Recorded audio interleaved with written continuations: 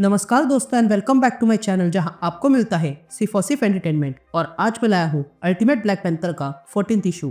तो यार वीडियो पे नए हो तो वीडियो को लाइक कर देना और चैनल को सब्सक्राइब कर देना। और साथ ही मेरे चैनल पर ज्वाइन बटन स्टार्ट हो गया है तो आप वहां से ज्वाइन कर सकते हो। और उसी के साथ अब आप मुझसे व्हाट्सएप पर जुड़ सकते हो जिसका लिंक मैं आपको डिस्क्रिप्शन में दे दूंगा। तो यार पिछले इशू में आपने देखा कि रा और कोंचू ने मिलकर ब्लैक पैंथर को फाइट के लिए चैलेंज किया, जिसमें ब्लैक पैंथर जीत गया और उसने रा और कोंचू को कैद करवा लिया।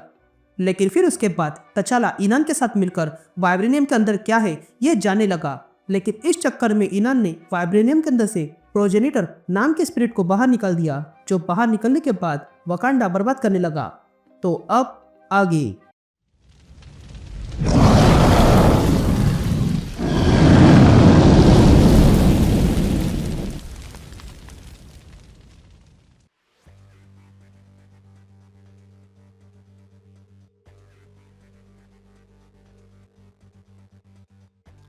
All right gang. तो इशू की शुरुआत में हम नाइजीरिया देखते हैं जहां कुछ गार्ड्स बंकर की रक्षा कर रहे थे। तभी वहां पर कुछ लोगों का हमला हो जाता है और वो लोग उन सारे गार्ड्स को मार डालते हैं। तभी उन मर्सिनरीज को कोई ऑर्डर देता है कि ये गार्ड्स अब मर चुके हैं, तो बंकर में जाओ और जो कुछ भी है उसे उठा लो और याद रखना यहाँ से बचकर कोई जाना नहीं चाहिए। ये सुनते ही वे हत्यारे आगे बढ़ते हैं और देखते हैं कि अंदर भी दो गार्ड्स खड़े थे। ये देखकर वो हत्यारे उन दोनों गार्ड्स को मार गिराते हैं। लेकिन तभी एक गार्ड इस हत्यारे को देख लेता है और तुरंत उसे मारने आता है। लेकिन तभी उसके सर में गोली लग जाती है और वो मारा जाता है। अब कोई नहीं बचा, इसलिए ये मर्सनरीज अंदर घुसने लगते हैं। लेकिन तभी अंदर से एक गार्ड पूरी तैयारी के साथ बाहर आता है और कहता है सरकार को हमारा इनाम चाहिए, लेकिन वो उन्हें इतनी आसानी से नहीं मिलेगा। ये कहते ही वो गार्ड इन मर्सनरीज पर हमला कर देता है, जिसके कारण एक मर्सनरी मर चुका था।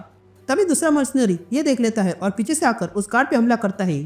लेकिन तभी वो गार्ड इसे भी देख लेता है और वो उसे भी मार डालता है। और फिर उसके बाद वो दो और मर्सिनरीज को मार गिराता है। यहाँ हम एक मर्सिनरी को देखते हैं जो छुपा हुआ था।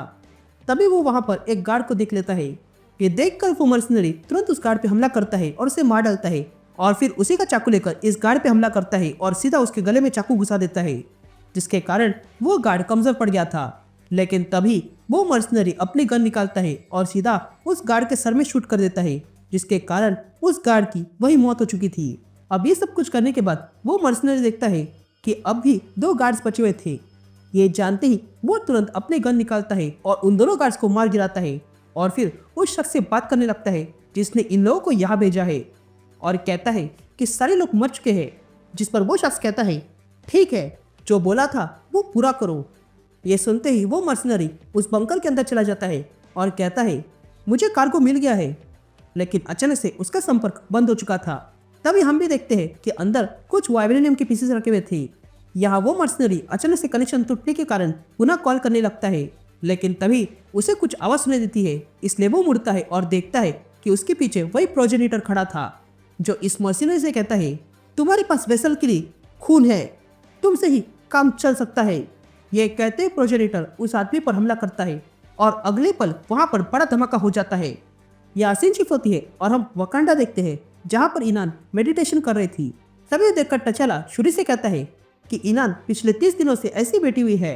जिस पर शुरी कहती है वो तो कह रही थी कि वो इस डार्क वाइब्रेनियम का हाल ढूंढ रही है, इसलिए हमें उसे हाइड्रेटेड रखना होगा। जिस पर तचाला कहता है ये वो हमेशा के लिए नहीं कर सकती है। जिस पर शुरी कहती है हाँ मैं जानती हूँ। यह सीन शिफ्ट होती है और हम तचाला को देखते हैं जो एरिक से बात कर रहा था। तभी एरिक पूछता है तुम चाहते क्या हो? जिस पर तचाला कहता है ओकोय तुम्हारी मदद करेगी एरिक।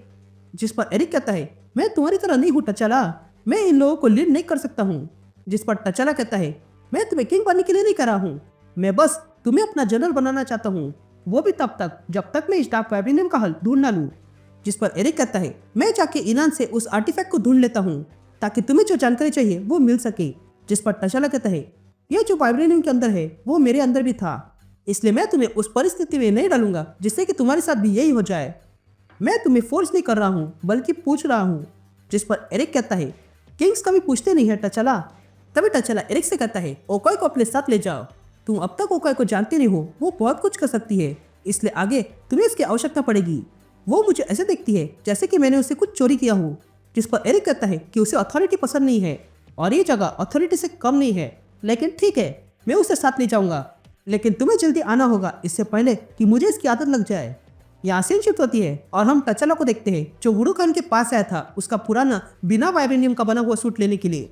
तभी वुडू खान कहती है, मुझे लगा था कि आप इसे वापस नहीं पहनोगे। जिस पर टचला कहता है, इसमें वाइब्रेनियम नहीं है इसलिए मैं इस सूट पर भरोसा कर सकता हूँ। तभी टचला इनान से पूछता है, तुम इसके बारे में बहुत कुछ जानती हो ना, लेकिन तुमने इसके बारे में मुझे कभी बताया है। जिस पर वुडू खान कहती है, मेरा चुप रहना ही आपके लिए अच्छा है, मैं आपके दिमाग को भर देना नहीं चाहती हूँ। यह कहते ही वुडू खान वहां से चली जाती है। ये देख कर टचला तुरंत अपना नया सूट पहन लेता है और गॉडेस बेस्ट के सामने आकर प्रार्थना करने लगता है। यहाँ सीन शिफ्ट होती है और हम एक चॉपर देखते हैं जो नाइजीरिया में आ रहा था। तभी हम उस चॉपर में वो आदमी को देखते हैं जिसने इन मर्सिनरीज को भेजा था। तभी इस आदमी के पास बैठी हुई औरत उस आदमी से पूछती है, तुम्हारा अपने टीम से कांटेक्ट बंद हो गया? जिस पर वो आदमी कहता है, हाँ, लेकिन हम ढूंढ निकालेंगे अमेरिकन। जिस पर वो अमेरिकन कहती है, मैं उम्मीद करती हूँ कि उसने वो कार्गो ढूंढ लिया होगा। लेकिन तभी उसी चॉपर पे कोई हमला कर देता है जिसके कारण वो चॉपर क्रैश हो चुका था। यहाँ अंदर पायलट कहता है कि हम पर किसने हमला किया है। यह कहते हुए वो पायलट अपने चॉपर से पैराशूट निकालता है और उस चॉपर को लैंड करता है। अब लैंड होने के बाद वो आदमी इस अमेरिकन से कहता है, अंदर ही रहो, मैं देख कर आता हूँ। यह कहते हुए वो आदमी बाहर आता है लेकिन अगले पल उस पर हमला हो जाता है और वो आदमी वहीं पर राख हो जाता है। यह देखकर वो अमेरिकन डर चुकी थी और वो रेंगते हुए बाहर आती है और मदद के लिए बुलाने लगती है। लेकिन तभी उसके पीछे से कोई आता है और उस अमेरिकन का सर पकड़कर उसे ऊपर उठाता है और कहता है, तुम्हारे पास वेसल के लिए खून नहीं है पर तुम थोड़ी देर के लिए काम आ सकती हो। ये कहते हम देखते हैं कि उस चॉपर पर हमला करने वाला और इन सबको मारने वाला वही प्रोजेनिटर था जो अगले पल इस अमेरिकन को पोजेस कर लेता है।